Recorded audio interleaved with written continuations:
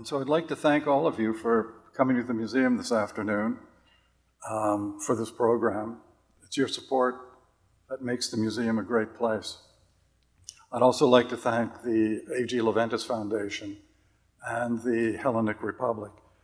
They've both established endowments, and so we've been giving lectures like this, as Carl mentioned, for the last 15 years, and then the endowments will just keep on supporting more lectures on ancient Greece, ancient Cyprus in the future.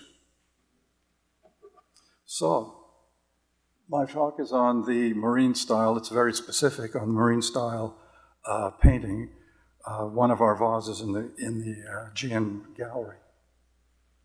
And so I just start off with a map of the Aegean showing the island of Crete with Knossos, and then the Greek mainland with Mycenae, Argos, Tiryns, and Pylos indicated. And so this is the area we'll be looking at. And so here's our vase. Again, it was funded by the Louise Hollystone Trust. The Louise Hollystone Trust has been very generous to the museum, and we've been able to acquire many wonderful artifacts. So the ROM's marine style Askos is decorated with 2 octopi and bits of coral floating around the creatures. The Askos dates from the late Helladic period to again getting very nerdy and specific, about 1500 to 1450 BC. During this period when the marine style vases gained in much popularity in Mycenae and on the Greek mainland. So here's the profile of the vase, and you can see the 2 octopi on either side. They're snugly fit between the 2 handles. And the vase itself was the Askos was found in a grave, because you can see where the handles are, the top part is very weathered, and then below the handles, the painting is very well preserved. And so the vase painter imaginatively arranged the octopi symmetrically, now I can read, symmetrically around the Askos, 1 to each side. Both creatures are depicted en face, horizontally head to head, with their tentacles radiating fluidly in all directions, reaching the top, sides, and back of the pot.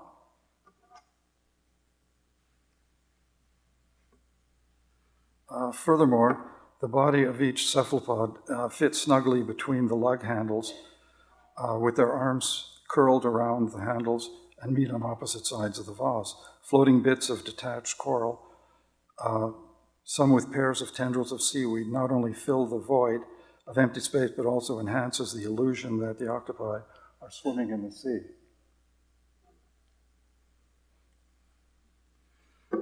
Here's the top and the bottom, and the top side on your right. On your left shows the weathering that so the vase must have been sitting in the silt of a tomb, and then the top part was exposed to the elements of nature while the silt protected the underside of the vase. And so the seabed is suggested by the bits of coral anchored around the rim of the base. The composition and the motif conform brilliantly to the shape of the Askos.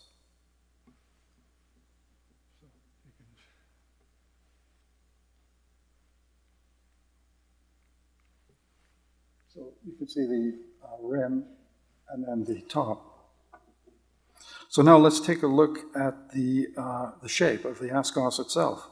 The Askos itself is a very rare shape in the repertoire of Minoan and Mycenean pottery. The ROM's Askos is large. It's 23 centimeters in length and 16 centimeters in height. It has a handle at the top that extends from the base to the spout to a convex disc at the top of the body, 3 evenly spaced lug handles around the belly, and the pot sits on a ring base. A close parallel for the pot for our shape is a late Helladic 2A example found in a chamber tomb 529 at Mycenae. The Askos has slightly different shape, as well as the position of the handles and the spout. It is decorated with 3 argonauts placed horizontally, just like the octopi on the ROM vase. So here are 2 more examples of Askoi with these handles at the top. A smaller example on your left is from Phalacopia, and the larger example with the 3 strap handles is from the necropolis of Kokkola. Slightly later in date is 2B, whereas ours is 2A. You can see ours, the ROM example, on the far right. So now let's take a look at the origins of the marine style painting to help place our pot, our vase, into its historical and cultural context. Marine style painting was created by the Minoans on the island of Crete around 1500 BCE. So the late Minoan, during the late Minoan 1B era, one of the most important centers being Knossos. So here are 2 examples of the marine style painting. It is not surprising that this style of marine style painting started on the island of Crete, because the Minoans had a very close relationship with the sea. The sea was an important source of food and played and served as their highway. Minoan vase painters utilized a variety of vases in different shapes and sizes as their canvas to paint wonderful marine scenes with octopi, argonauts, whirl shells, coral, and underwater rock work.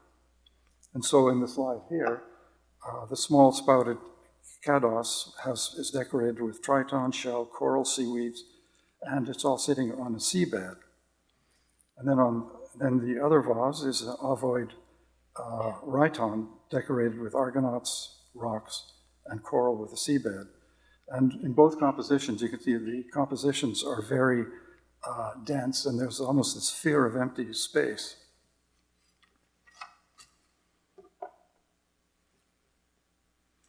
Then here are 2 more vases. The flask on your left from Palicastro is considered by many to be one of the finest examples of late Minoan 1B marine style painting because of the balance between the marine motifs and the round surface of the vase. The frontal octopus is swimming diagonally with its tentacles covering the surface of the pot, interspersed with coral and seaweed. And again, the compositions is very dense. And then on your right is another rhyton from Palicastro, same place, and is decorated with a pair of octopi against latticework background. So the Mycenaeans living on the Greek mainland, they were avid seafarers themselves and very successful traders, and they were also great admirers of Minoan art. Just to give you one example, very revealing example, one revealing example of the Mycenaeans' admiration for Minoan art were the precious objects recently discovered in an undisturbed grave called the Griffin's Warrior's Tomb at Pylos, in the southwestern part of the Peloponnesus. The grave was discovered in 2015 and was excavated over the next 3 years by the University of Cincinnati. Hundreds of valuable artifacts were found, including massive gold signet rings and finely carved seal stones, made by Macedonian artisans and collected by the Mycenean man buried in the grave. The grave dates to about 1450 BCE, during the same time as the popularity of the marine style vases.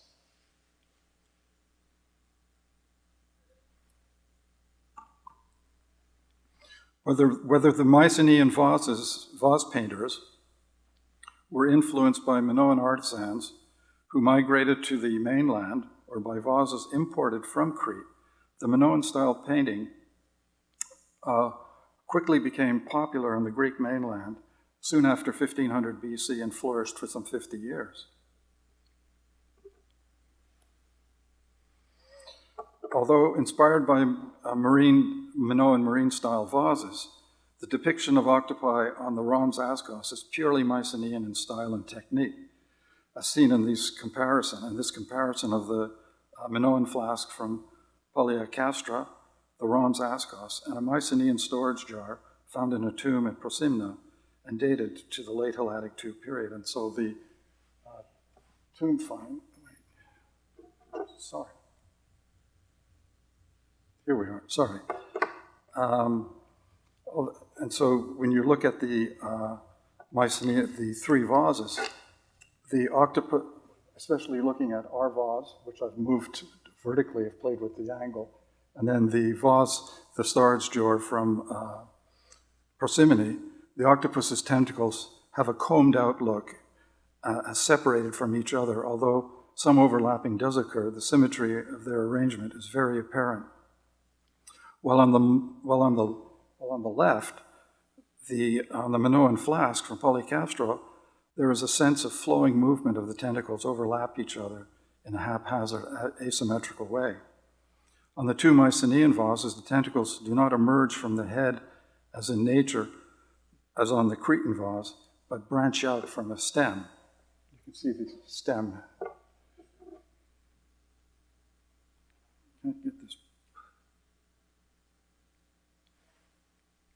Can't get this pointer over.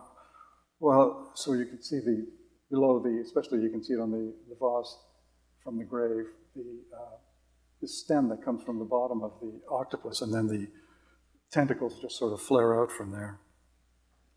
And the suckers on the tentacles of the octopi from the Mycenaean Askos are conventionally rendered as a series of semicircles, whereas those on the octopus from the vase from Polycastro are rendered in a series of semicircles or loops with an interior dot. And that's one feature you can always find from the Minoan versus the Mycenaean pots, is that on the Minoan pots, inside the suction cups of the tentacles, there's always a dot, whereas on the Mycenaean vases, there is no dot.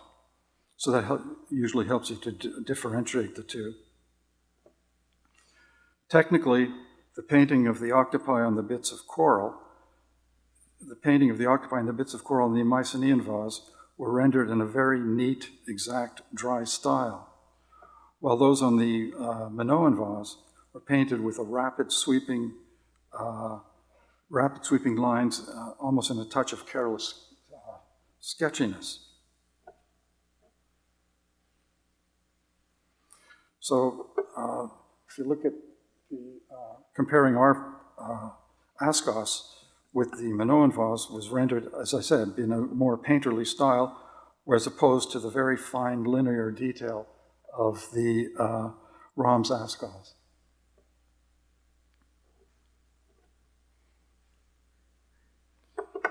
And so a comparison between the two late Helladic II vases, the large jar from Persimmone and our Askos, the comparison between the two, the similar treatment of the octopus again, the combed out appearance of their tentacles, the sparse treatment of the floating bits of coral with tendrils of seaweed, and the bits of coral anchored to the bottom of the vase give the impression that the cephalopods are swimming near the seabed.